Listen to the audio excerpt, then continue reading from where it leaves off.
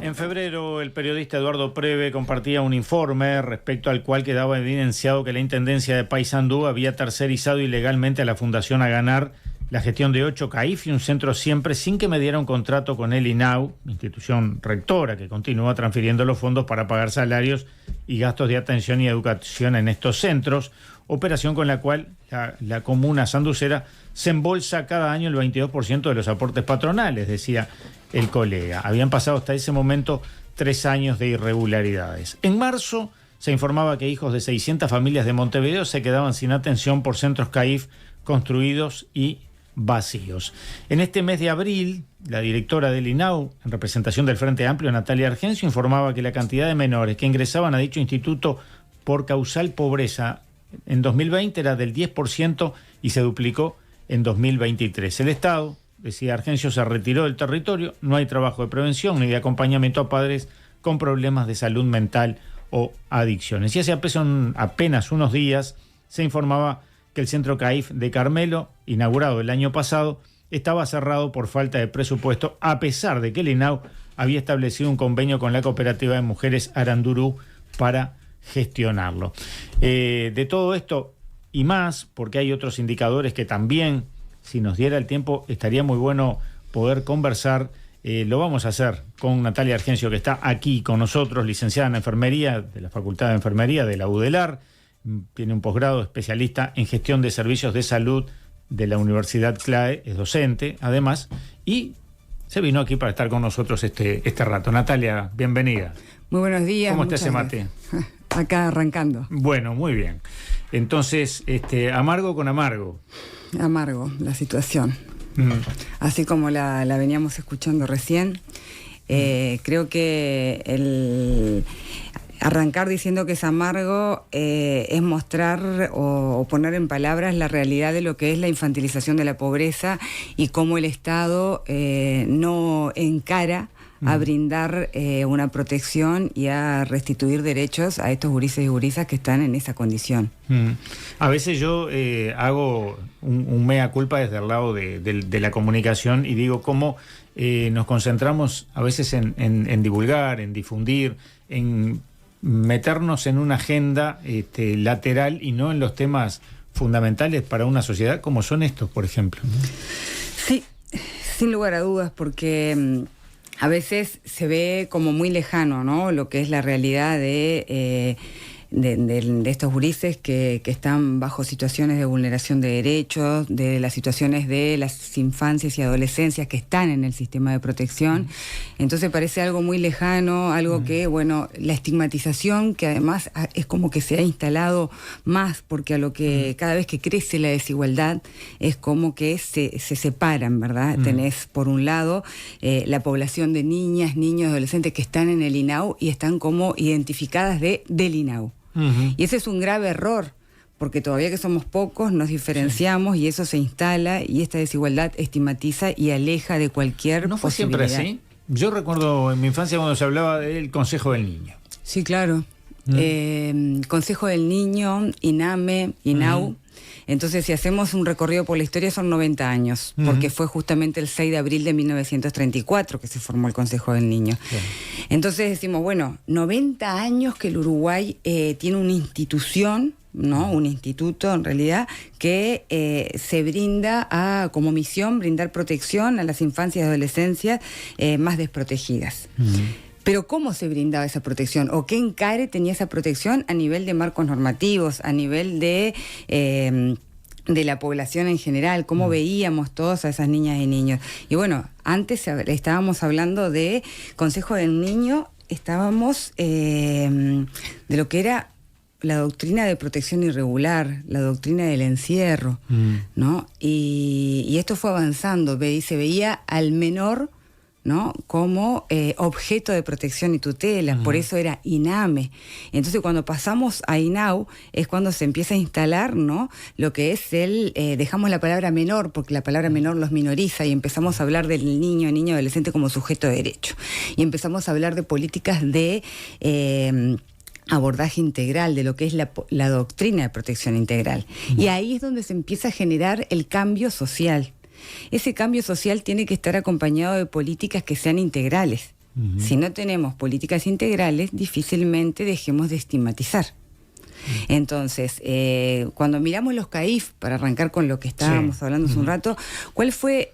Miramos los CAIF y decimos, bueno, los CAIF se constituyeron como una política de Estado, de primera infancia, a lo largo de estos 35 años, porque surgieron en 1988, con lo que fue todo el proceso de UNICEF, de Juan Pablo Terra, cuando estábamos con un Uruguay con una pobreza infantil espeluznante.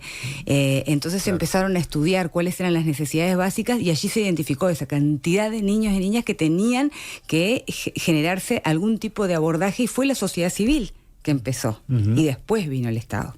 Pero ahí estábamos hablando de políticas, ¿no? Se identificaron una población que era una población pobre, ¿no? Que tenía mucha deprivación, y se generaron políticas para atender a esa población pobre. ¿Cuál fue el avance que tuvo las políticas de primera infancia en los 15 años de gobiernos progresistas? Y bueno, fue justamente este abordaje integral. Se generaron edificios de calidad, edificios instalados en el barrio donde no solamente podía asistir, o sea, aquel niño o niña que estaba en esta condición de pobreza, sino que era un centro de integración en el barrio. El INAU. No, iba a decir si el MIDES, de alguna manera, la creación del MIDES también colaboró en este tratamiento integral. Sí, claro, porque además ahí generó, eso fue todo el intento de decir políticas interinstitucionales, ¿no? De decir, bueno, ¿cómo llevamos a la práctica?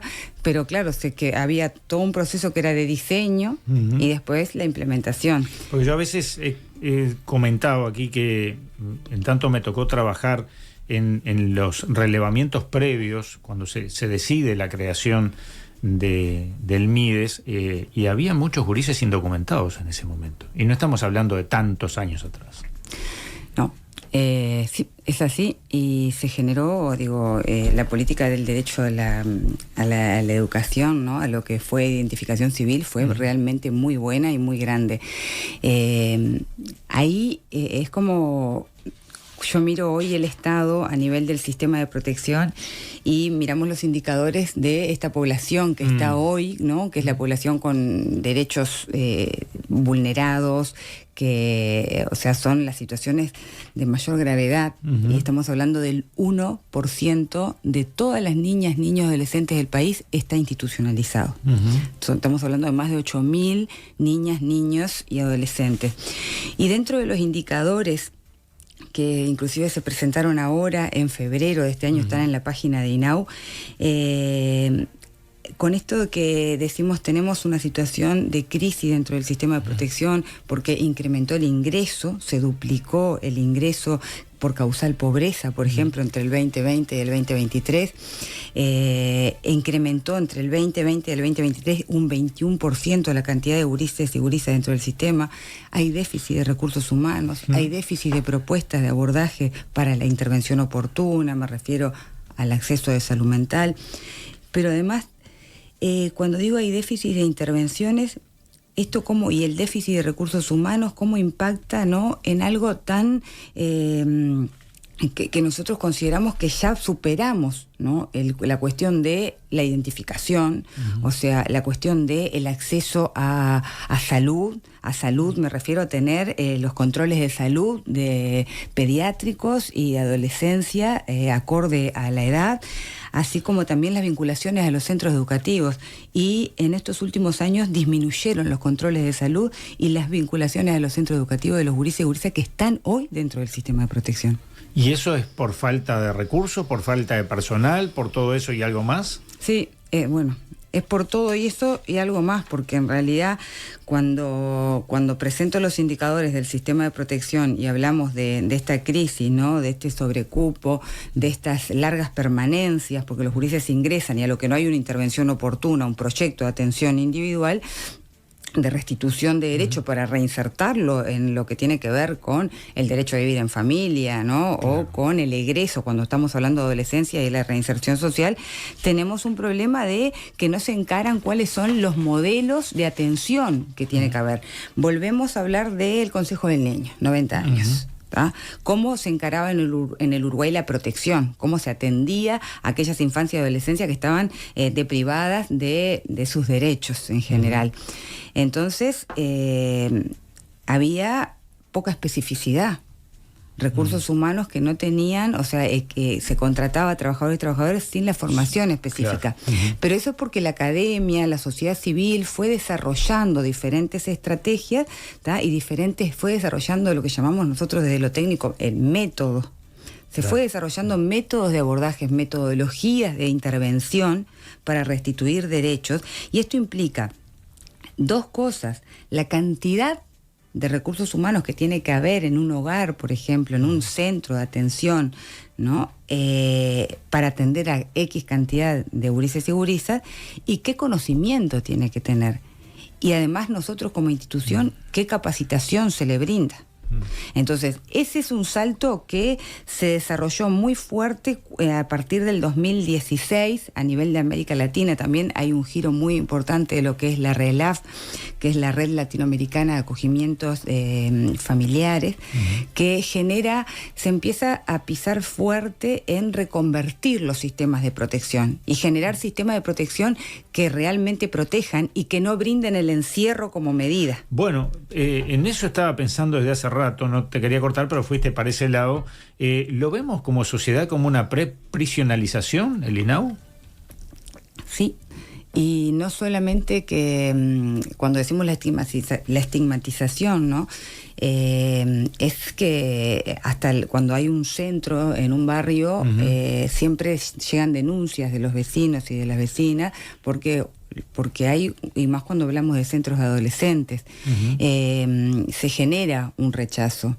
Pero además también porque vuelvo a lo que estamos brindando como Estado, ¿no? El gobierno, ¿cuáles fueron las medidas que puso para revertir eso y para que ese centro, ese hogar que estaba estigmatizado como tal? Mirá, ahí hay un hogar del INAU, ¿no? Bueno, ahí es peligroso, ahí van a robar, porque esa es la estigmatización que permanece en las adolescencias.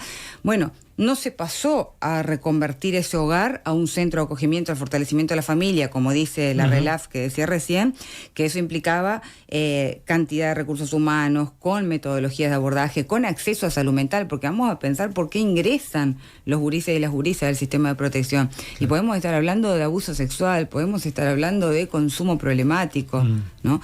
Y entonces ahí hay algo que yo estudiando y repensando siempre, mirando la realidad, porque mirando la realidad para poder transmitir esta realidad, porque los métodos están, pero fue decisión del gobierno no implementarlos, porque había que, para reconvertir el sistema de protección, se requiere, por un lado, una inversión inicial, porque hay que atender una emergencia que hoy nos está atendiendo, y por otro lado significa reordenar la inversión.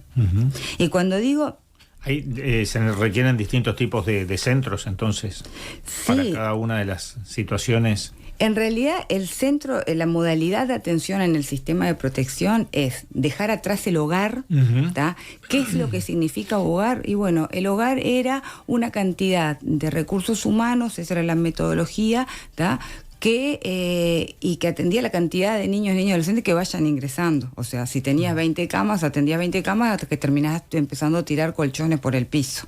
Eso quiero transmitir, que es como se atiende a demanda, y lo que se brinda es un cotidiano, se brinda un techo, se brinda una comida, se brinda un acompañamiento mínimo sin herramientas.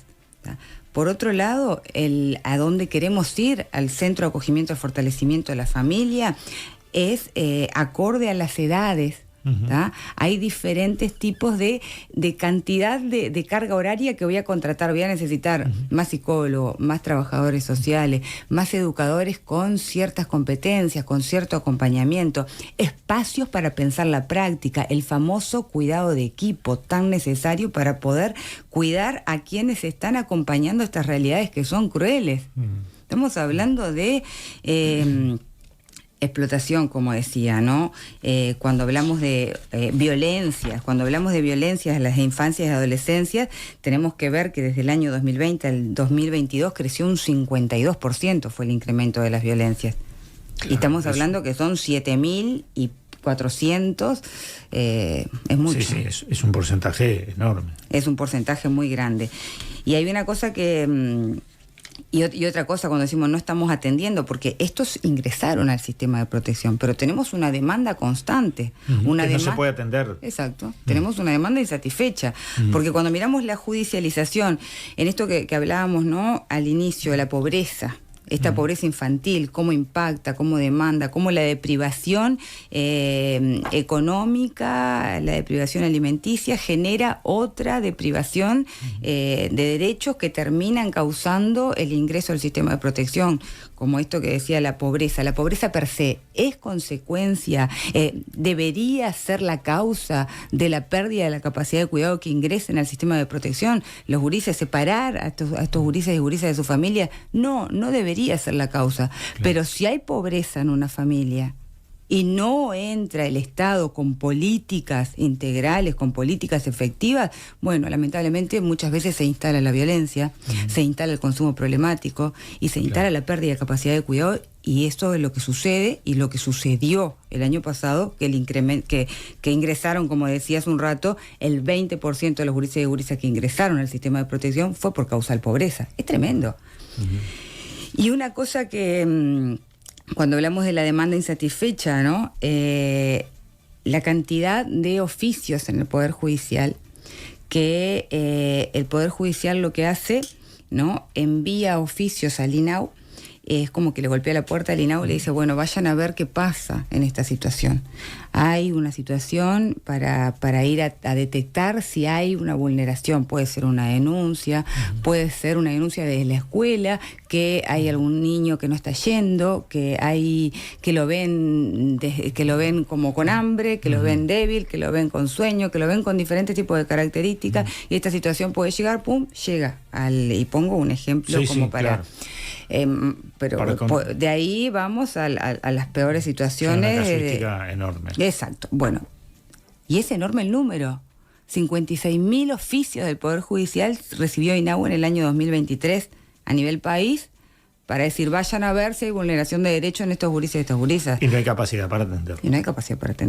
Cuando me preguntan, 2 por 3 me preguntan, ¿cuántos de esos 56.000 oficios INAU responde?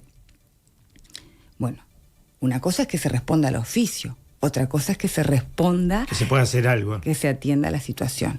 Y claramente las situaciones no se están atendiendo, porque si no los indicadores serían mejores.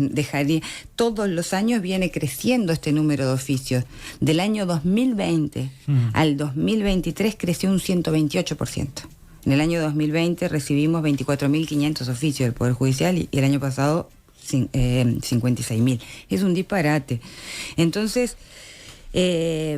decimos, crece la pobreza infantil, crece la demanda por vulneración de derechos de las infancias, y desde el gobierno, ¿qué se propuso como medidas? ¿Qué se implementó como medidas para revertir esta situación de las infancias tan complejas, ¿no? Que la vemos, que todos nos preocupamos, que la gente dice, ay, es increíble, qué horrible, no, o mirás las noticias en la tele y te asusta. Bueno, no. ¿Y la respuesta?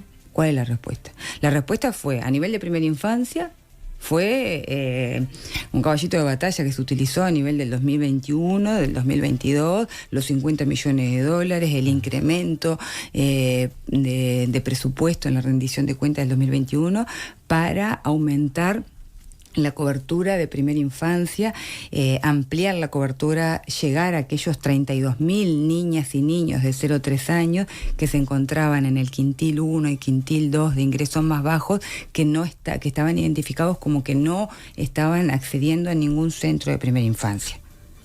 Bueno, se instaló, se identificó esa población, se presentó como una población a atender, sin lugar a duda.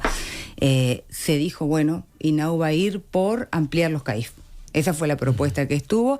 Inclusive la rendición de cuentas limitó a que ese dinero a nivel de INAU fuera a nivel de CAIF. O sea, vino, pero eso fue un ingreso extraordinario. O sea, vino esa plata en el 2022, que vinieron 780 millones de pesos, y vino en el 2023 1.200 millones de pesos, ahí sumado da los 50 millones divididos esos 2 años de dólares. Pero ¿qué pasó? Después no se incrementó el presupuesto constante. Entonces no hay forma de sostener un funcionamiento de centros, un funcionamiento de la atención sin un ingreso constante. Hay que pagar salario. Para poner en funcionamiento un centro CAIF hay que contratar el equipo, comprar el mobiliario y todos los días hay que brindar alimentación. Entonces no es una partida extraordinaria, es una partida constante. ¿Qué pasó? De esos 32.000 que se identificó que había que atender, hoy INAU cubre menos de 3.000 de esos que se había identificado que había que atender.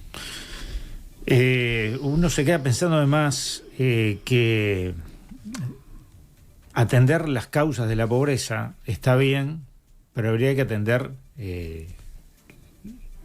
lo previo, ¿no? Es decir, tratar de que no que no llegue a ese punto. Si no, siempre estamos con el síntoma, tratando el síntoma y no nos anticipamos. En salud siempre se dijo que la prevención es lo más económico que tiene una sociedad. Creo que en esto sería dable esperar que no cayéramos en la pobreza, si bien es cierto que estando hay que atenderla, ¿no? Claro, pero para eso se requieren políticas integrales, no hay forma. Y no son políticas de gobierno, notoriamente. No. El gobierno marcó políticas focalizadas. Las políticas focalizadas hacen esto. O sea, mantienen números o los empeoran, como es lo que sucedió. O sea, si vos te aplicás transferencias monetarias, pero no generás acompañamientos, es un asistencialismo. El asistencialismo mantiene la misma situación hasta que la empeora. Entonces, por eso es que yo decía hace un rato, el país requiere invertir en políticas de infancia y adolescencia, sí. ¿Se requiere modificar la matriz de protección de las infancias y adolescencias? Sí. Se requiere una interinstitucionalidad, pero también se requiere aplicar los modelos. Porque si un modelo te dice, para acompañar en el territorio, ¿no? Hasta 10 familias, tenés que tener una dupla que acompañe 10 familias y el proceso de acompañamiento durante 24 meses tiene que ser así, así y así. Y bueno, y eso hay que aplicarlo. Digo, yo vengo de la salud y en la salud tenemos estándares porque tenemos métodos. Claro. ¿No? Porque si te duele la rodilla vas a ir, o sea, si te van a operar de la rodilla te lo va a operar un traumatólogo, por decir algo, ¿no? Claro. Entonces no hay, y pongo algo, o sea, un ejemplo desde el absurdo, claro. Pero hay algo que quiero traerlo porque a la realidad hoy, para ejemplificar también cómo, y para cerrar, porque nos quedamos en tiempo, y para cerrar, cómo se invierte en desproteger, ¿no? Se gasta más en vulnerar derechos hoy en el Estado que invertir en la protección. ¿Por qué? Porque y cuando ingresan al sistema de protección no hay técnicos, dijimos, no hay acceso a salud mental, pero paradójicamente están casi todos medicalizados, casi todo, 1 de cada 3 está consumiendo psicofármacos dentro del sistema de protección, los gurises y las gurisas, y eso es tremendo. Pero entonces digo, ¿pero no hay acceso a salud mental? ¿No se interviene oportunamente? No. Entonces, ¿eso qué hace? Eso genera desbordes, eso genera crisis en los gurises y las gurisas, y no hay quien sepa, o sea, porque los trabajadores, hoy hay trabajadores muy comprometidos, pero que de repente no tienen las herramientas o están desbordados, porque hay 2 por turno, es realmente muchísimo. ¿Y esto qué genera? Que terminan ingresando muchas veces por esos desbordes a las clínicas psiquiátricas. ¿Cuánto es el costo de una intervención psicológica oportuna? Y más o menos por niño a niño, una vez de psicólogo semanal, estaríamos pagando 10.000 pesos por mes aproximadamente. Pongo ese ejemplo bien sencillo. ¿Cuánto es el costo de la internación en una clínica psiquiátrica por día? Más de 7.700 pesos por día. Entonces, 30 días, que es lo que la ley te permite está establecido frente a una situación de descompensación de salud mental, un costo de 230.000 pesos más o menos por mes. Entonces, no solamente tenemos que entender que hay que atender las situaciones de la infancia aplicando métodos, ¿no? Invirtiendo pero también entendiendo que la prevención y la intervención oportuna es lo que realmente va a generar hay que reorganizar lo que se está gastando hoy, lo que se está invirtiendo hoy, porque en realidad hoy no se está invirtiendo en las infancias. Hoy se dice, ¿tá?, pero lejos está de realmente concretarse esa inversión, porque los números es lo que nos están mostrando. Natalia, muchísimas gracias por estos minutos, nos quedamos cortísimos, pero bueno, volveremos a conversar y no sé si en algún momento podremos tener mejores noticias. Ojalá que sí, yo creo que sí, porque hay mucho por hacer. Para eso se trabaja. Exactamente. Muchas gracias. Nosotros nos vamos porque ya llega Nada que Perder. Y antes que nos arranquen la cabeza, nos vamos. Chau, chau.